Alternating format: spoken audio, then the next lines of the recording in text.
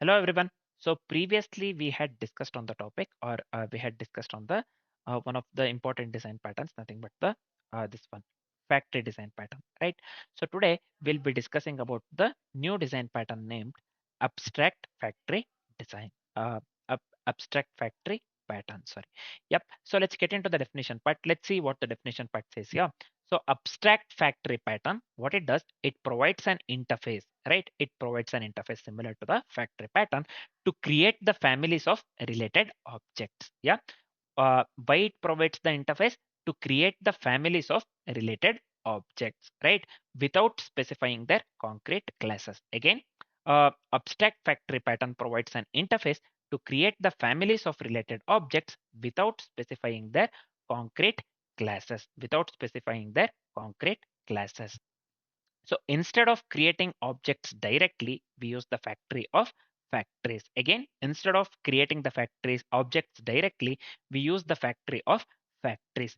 Each concrete factory creates a set of related products. Each concrete factory creates a set of related products, ensuring the consistency across the projects. Again, each concrete factory creates a set of related products, ensuring the consistency across the products. Yep. Let's try to understand the UML first, and then let's come to the this one coding part actually. Yep. Example part basically in simple terms. Yep. So this is the general UML for the this one abstract factory pattern, right? So let me explain you this one step by step, right? So first we have the client here, right? We have the client. So basically what happens with the client? See, client depends only on the abstract factory and the product interfaces, right? Not the concrete classes, right? Client directly depends on the abstract factory, right? See here, client depends on the abstract factory and the product interfaces. See here, this one, product interfaces, whether it may be product A and the product B. It's as simple as that. Diagram clearly shows here, right? Client depends on the abstract factory and the product interfaces, not the concrete classes, right? So these are the concrete classes actually. Yep. So these are the concrete classes actually, whether it may be this one as this is fine. These concrete classes, right? This is fine. Next, abstract factory, what it does. So this one, abstract factory, right? Abstract factory, what it does, it defines the methods to create related products, right? Whether it may be create product A or create product B. This one, yeah. Abstract factory, what it does, again, it defines the methods to create related products, nothing but create product A and create product B in our case. Yep, it's as simple as that. Yep. Next, concrete factory X and concrete factory Y. These things actually. Concrete factory X and concrete factory Y, what we are considering here. So concrete factory X or concrete factory Y, it implements the abstract factory, right? It implements this one itself, abstract factory itself, right? Both actually. It implements the abstract factory and decide which concrete products to create, and it decides which concrete products to create, right? Product A and product B are abstract product interfaces. This one product A and product B, these two are abstract product interfaces, right? Product AX or product AY. So this one product AX and product AY, right? So these implement the product A. These implement the product A. You can clearly see here the arrow mark, this one, right? Product A and product B, product AX or product AY implements the product A, and product BX, this one, right? Product BX and product BY. So this one implements the product B. This one implements the product B, right? So this is fine. This one actually product B. This one, yeah. So this is fine. Each concrete factory. So this one concrete factory X and concrete factory Y. So each concrete factory creates a consistent family of the products. What it does, it creates the consistent family, this one family of product X with the X, Y with the Y. So this one you can clearly see here, this one with this one, and this one with this one actually. What do we call? Yeah. Again, the same thing goes with the product AY as well, right? So this one Y with the AY, again this one with the product BY. So same goes with the bx as well. Yep. So I'll just remove this one. You can just view this one clearly, right? You can just have a look into it. Just pause the video and look into the UML diagram. You'll understand most of the things by looking at the diagram itself, right? So rather than the theory part, right? So explanation, whatever I have explained, just remember that. Yep. So each concrete factory creates a consistent family of the product, nothing but X with the X, Y with the Y. So what it ensures actually, it ensures loose coupling. Loose coupling in the sense, so I can tell it in this way. The objects in the one class is not completely dependent on the object from the other class or the parent class as well, right? So this ensures loose coupling and easy family level extension and easy family level extension. So this is the simple this one UML for the, what do we call, abstract factory pattern. So this is the simple UML for the abstract factory pattern, right? So just remember this: factories create families. Yeah, factories create families. Client never knows concrete classes, right? So this particular client, this guy, so this he or she will never come to know about the concrete factory X or concrete factory Y in the diagram as per the discussion, right? Just remember this: factories create families. Client never knows the concrete classes. Just remember this one sentence. You will and this one. Remember entire thing. Factories create families. Client never knows concrete classes. Yeah. So this is it for the this one. What do we call abstract factory pattern? Then next. Let's come to the simple example part here, right? Let's come to the example part here. So the first thing what we are doing, we are going with the product interface. I have already typed the this one actually code actually. So let me explain this one clearly. Just listen to this. See, so this is the product interface here, right? So this is the product interface shape actually, which consists of the method draw. You can clearly see. Then this is the second product interface, nothing but the color, right? So this is also the product interface color, which consists of the method fill, right? So next what we are doing, next we are going with a, these are the main ones, right? So this is the main one actually, right? So this is the product interface, right?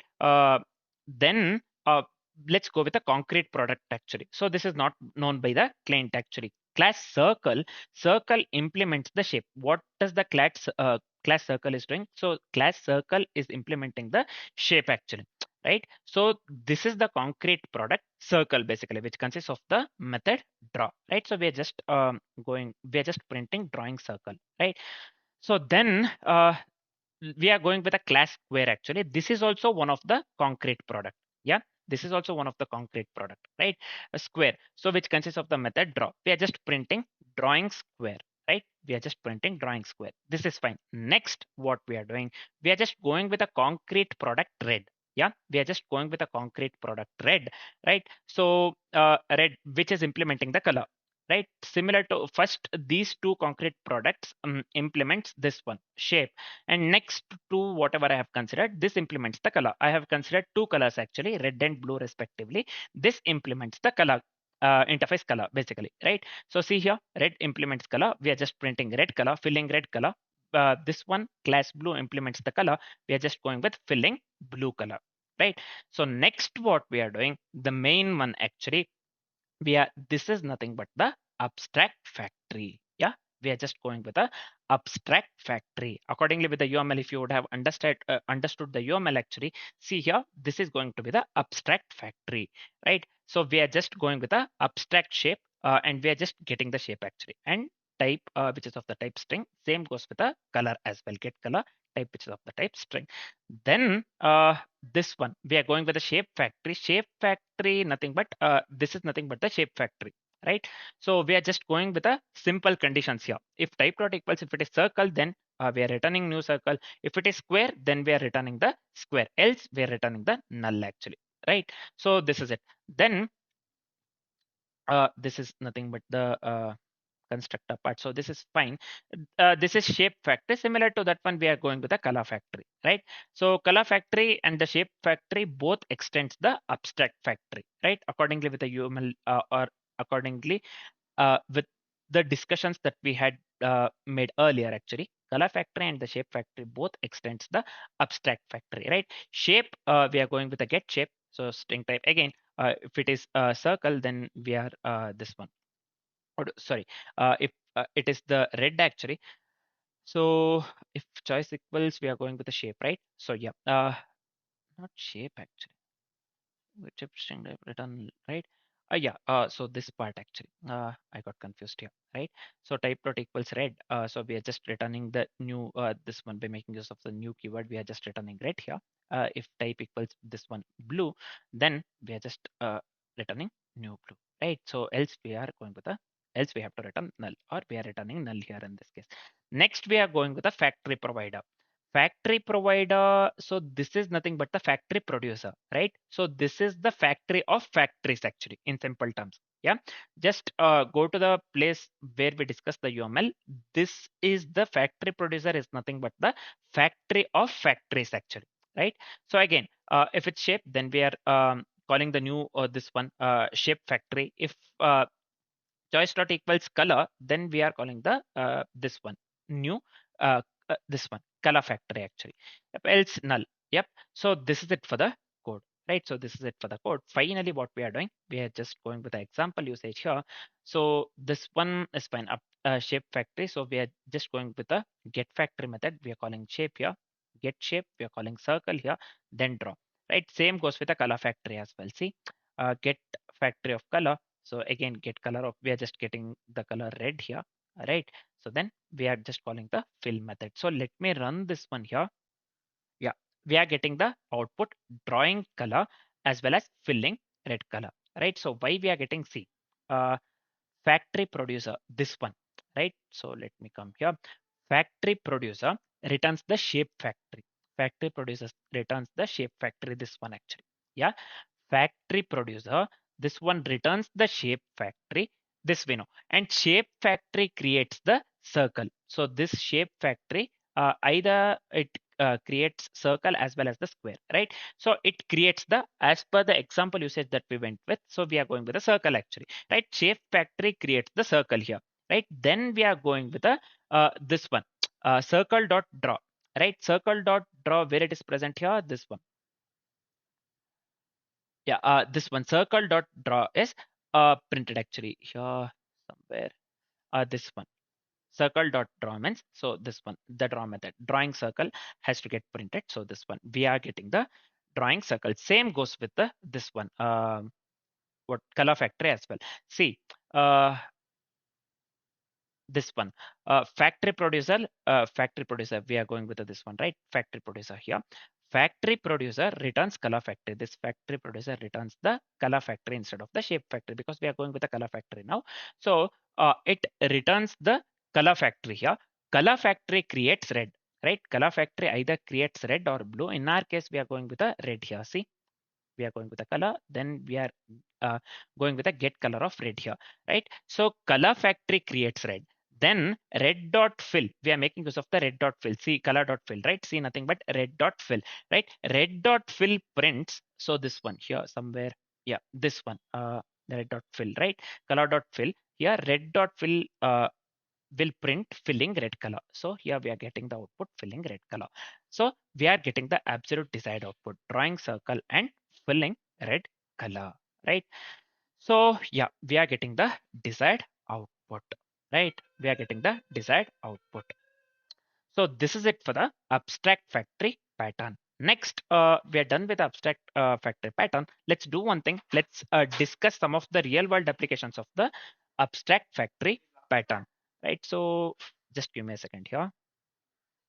Yeah. So here, first real world application, let's consider. So let me change the color, man. 1 second. So yeah, first let's do one thing.